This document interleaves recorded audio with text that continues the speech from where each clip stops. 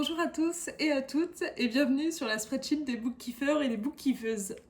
Déjà un grand merci d'avoir acheté cette spreadsheet et de m'avoir fait confiance. Voilà, j'y ai passé des jours et des nuits et j'y ai mis beaucoup d'amour. Alors encore une fois, un grand merci. Dans cette vidéo, je vais vous expliquer le fonctionnement de cette spreadsheet pour qu'elle n'ait plus de secret pour vous et que vous puissiez l'utiliser au maximum de ses capacités. Cette spreadsheet est un outil de suivi de vos lectures et de votre bibliothèque personnelle et elle vous aidera à atteindre vos objectifs, je l'espère. Donc que vous soyez un lecteur passionné ou simplement que vous souhaitiez organiser vos lectures, ce tableau de bord interactif est fait pour vous. Allez, c'est parti, on passe à la vidéo explicative. Je vais vous présenter rapidement chaque onglet et à la fin, je vous montrerai un exemple avec mon propre tableau de bord pour que vous puissiez voir ce que ça puisse rendre une fois qu'il est rempli. Le premier onglet qu'on va trouver ici, c'est la notice. Donc là, je vous demande juste de prendre 2 minutes pour lire les consignes les importantes. Et puis en dessous, vous avez une foire aux questions, les questions qui reviennent le plus souvent. Donc n'hésitez pas à aller la consulter si vous avez des questions. Pour bien commencer, la chose à faire, c'est de faire fichier, faire une copie. Et là, ça devrait vous faire une copie de bookkeepeuse originale. Et vous devriez pouvoir du coup modifier facilement, cette spreadsheet, elle sera désormais à vous. Vous pouvez la renommer, bien évidemment, il n'y a pas de souci. La seule chose à faire ici, c'est de ne pas me demander de vous la partager, puisque je ne le ferai pas. Ce fichier est en accès lecture seul quand vous l'achetez, et donc la seule chose à faire pour que vous puissiez l'utiliser, c'est d'en faire une copie.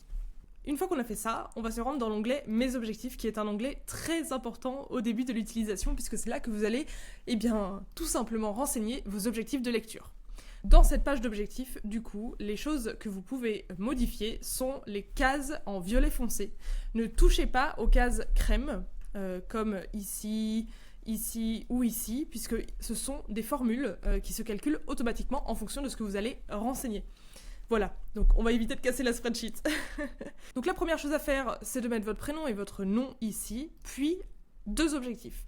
Le premier, le nombre de livres que vous voulez lire dans l'année. Et le deuxième objectif concerne le montant maximum que vous souhaitez dépenser en livres cette année. Donc une fois que tout ça c'est fait, vous avez ensuite en dessous des codes couleurs qui vont matérialiser votre progression dans d'autres onglets. Ces codes couleurs, la chose que vous pouvez faire, c'est modifier leur code pour que ce soit une autre couleur, si ces couleurs-là ne vous conviennent pas. Donc une fois que vous avez choisi votre objectif 1, votre objectif 2, vous avez choisi vos couleurs si vous souhaitez les changer, et les noms de vos catégories, alors normalement ils sont plutôt clairs et ils s'appliquent à tout le monde, mais si vous souhaitez en rajouter, vous pouvez les ajouter en dessous, pas de souci. Vous pouvez aussi en enlever, donc si vous souhaitez en enlever un, vous en enlevez un, ou bien vous pouvez en modifier directement, il n'y a pas de souci. Ensuite, on va choisir le mois de départ auquel vous souhaitez commencer cette spreadsheet. Donc nous sommes aujourd'hui en juillet 2024, et donc là vous allez voir que les 12 prochains mois vont se mettre automatiquement à jour ici. Ce qu'il vous reste à faire, c'est tout simplement de mettre le nombre de livres que vous souhaitez lire pour chaque mois, et ça va vous donner une somme de livres à lire annuels qui devrait normalement, si on est plutôt logique, être égal à votre objectif numéro 1 de nombre de livres lus que vous voulez lire dans l'année. Là, j'ai fait rapidement mes objectifs par mois, ce qui me donne un total annuel de 80 livres à lire, et qui est bien égal à mon objectif ici. Très bien, donc là, on est paré, on a tout fait dans notre page d'objectifs pour ensuite aller dans mon booklog. Mon booklog, très concrètement, c'est un onglet où à chaque fois que vous allez commencer ou terminer un livre, vous allez vous y rendre et noter toutes les informations nécessaires, puisque de cet onglet, en fait, va découler beaucoup de formules, donc le maximum de remplissage ici, le mieux. Je vais vous donner un exemple dès à présent. Voilà mon booklog. Donc ici, j'ajoute la couverture. Pour ce faire, c'est très simple. Vous cliquez ici, vous faites Insert ou insérer une image dans la cellule. Et là, donc, soit vous avez déjà l'image de couverture que vous avez prise sur Internet sur votre ordinateur, et vous allez la chercher directement, ou bien ça marche aussi avec le lien URL de l'image. Cherchons la couverture de ce livre. Si je vais dans Images, que je prends hop, la couverture, je fais copier l'adresse de l'image, j'insère l'image dans une cellule, je fais lien, et voilà, insérer image. Et vous avez votre couverture qui est prête. Du coup, le titre du livre, l'auteur-dessinateur, le statut, donc c'est là que vous allez pouvoir dire s'il est lu, en cours, dans votre pile à lire, en pause, abandonné, que vous êtes en train de le relire, il est à acheter ou à paraître. Le format, est-ce que c'est un livre, un audio ou un e-book ? Ensuite, est-ce que c'est un type roman, roman graphique, bande dessinée ou manga ? Le genre, donc pareil, hein, c'est les genres qui sont définis dans la page Mes objectifs. Ensuite, la langue dans laquelle vous le lisez, le prix, le total de minutes qu'il y a si c'est un audiobook, le total de pages si c'est un livre ou un e-book, la propriété, est-ce que c'est à vous, est-ce que vous l'avez emprunté, prêté, vendu, donné, si vous l'avez prêté ou emprunté à quelqu'un, quel est le nom de cette personne, la série, donc si cet ouvrage fait partie d'une série, vous pouvez donner le nom de cette série ici, et comme ça vous retrouverez plus facilement les livres qui sont de la même série. Ensuite, vous mettez la date de commencement, et vous n'oubliez pas de mettre aussi la date où vous l'avez terminé, très important, puisque du coup ça va déterminer en fait en combien de jours vous avez lu ce livre. Vous pouvez ensuite mettre du coup votre note sur ce livre. Si c'est un coup de cœur, vous pouvez le matérialiser ici et on verra ensuite que ça se mettra dans le tableau de bord et que ce sera très lisible. Et enfin, la dernière, votre avis et votre critique sur le livre. Ici, la chose que vous allez pouvoir faire, c'est déterminer votre objectif journalier de lecture en minutes. Donc disons que je veux lire 30 minutes par jour et vous allez pouvoir mettre tous les jours si vous avez lu ou non. Ça va déterminer ce qu'on appelle des streaks, donc un nombre consécutif de jours où vous avez lu ou non lu, et donc le plus long ou le plus court de ces lectures, de ces streaks de lecture. Donc dans mon journal de lecture, voilà, ici par exemple, donc mon plus long nombre de jours consécutifs à lire est de 29 jours, et le plus long nombre de jours consécutifs sans lire est de 4 jours. Donc, disons que nous sommes le 1er janvier 2004 et que j'ai lu, ici, en fait, je vais avoir tous les livres qui sont répertoriés dans mon booklog. Donc, si vous n'avez pas le livre répertorié dans votre booklog, il n'apparaîtra pas dans cet onglet. Donc, très important, évidemment, à chaque fois que vous commencez un nouveau livre, de le renseigner dans votre booklog. Disons que je lis Good Material. On va dire que j'ai lu 30 minutes, du coup la case va s'afficher en bleu, ça veut dire que j'ai effectué aujourd'hui ce que j'avais dit, mon objectif de 30 minutes de lecture par jour. Le nombre de pages lues, je vais dire que j'ai lu 40 pages, ma page actuelle, et la minute actuelle, donc c'est pour les formats audiobook évidemment. Donc ça va me calculer très rapidement les pages par minute, mon progrès, donc j'en suis à 25% du livre. Vous avez aussi une possibilité d'écrire ici si vous avez des quotes qui vous ont plu, enfin des sentiments pendant cette session de lecture. Vous avez aussi à disposition ce petit onglet-là. Donc ça c'était le journal de lecture. Il est assez important aussi puisqu'il permet de déterminer votre nombre de streaks, mais aussi le nombre de jours que vous avez lus dans l'année.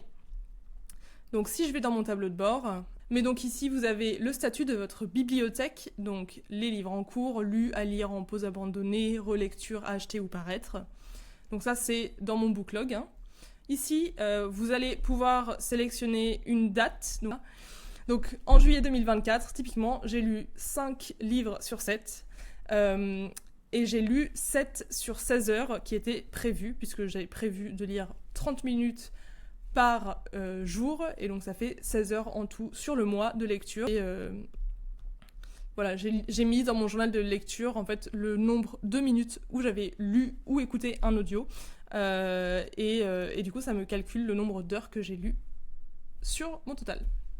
Ici on a le nombre de livres lus par mois versus mon objectif, le temps moyen pour terminer un livre. Ici, mon objectif de lire 80 livres, il n'y a rien à toucher, hein, tout se met automatiquement à jour.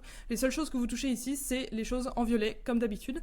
Donc là, il me reste encore 42 livres à lire, et en fait, le but, c'est de réussir à planter son petit tournesol quand vous êtes au-dessus ou égal à 100.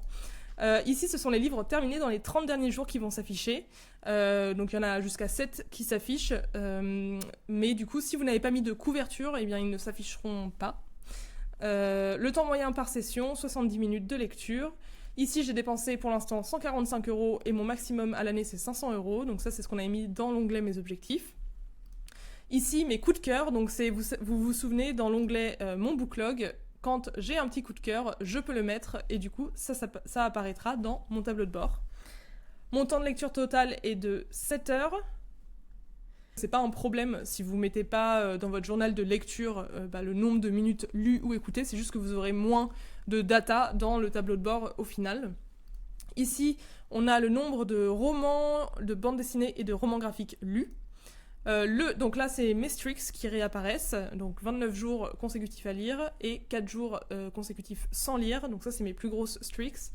Et ensuite, à la fin, vous allez avoir les livres par statut, donc vous allez pouvoir voir ce qu'il y a dans votre pile à lire, les livres que vous avez lus, les livres en relecture, etc., etc. Ici, si vous avez prêté ou emprunté des livres, vous allez très facilement pouvoir voir à qui vous avez emprunté des livres ici. Les lectures par genre, donc là ça vous montre je suis plutôt romance, du coup on peut le dire. Romance, un peu d'humour, young adults, écologie et fiction, voilà. Et je vous dévoile tout dans cette vidéo. Et ensuite ici vous allez pouvoir trouver dans votre booklog quel type de livre vous avez par genre, donc historique, fiction, non-fiction, etc., etc. Voilà, et on peut passer finalement au dernier onglet, l'onglet Ma bibliothèque. Et alors cet onglet, c'est vraiment un onglet où vous n'avez rien à faire, c'est vraiment plus pour vous y retrouver dans votre bibliothèque. Donc ici, vous allez trouver le pourcentage de jours lus dans l'année. Donc c'est là où c'est important de mettre dans votre journal de lecture si vous avez lu ou pas chaque jour. Ici, le temps passé à lire, donc ça c'est si vous avez renseigné le nombre de minutes que vous avez mis à lire chaque jour. Et le nombre total de pages lues, donc ça, c'est calculé une fois que vous avez mis aussi dans votre journal de lecture le nombre de pages lues ici. Et ici, vous allez trouver un bouton où vous allez pouvoir rechercher un livre. Ça va vous mettre du coup l'auteur, votre statut, le type, le nombre de pages, le prix si vous l'avez notifié, le format, le genre, quand est-ce qu'il a été commencé et terminé, et votre critique ou avis dessus. Ensuite, ici, vous allez pouvoir voir votre bibliothèque selon la notation que vous avez mise.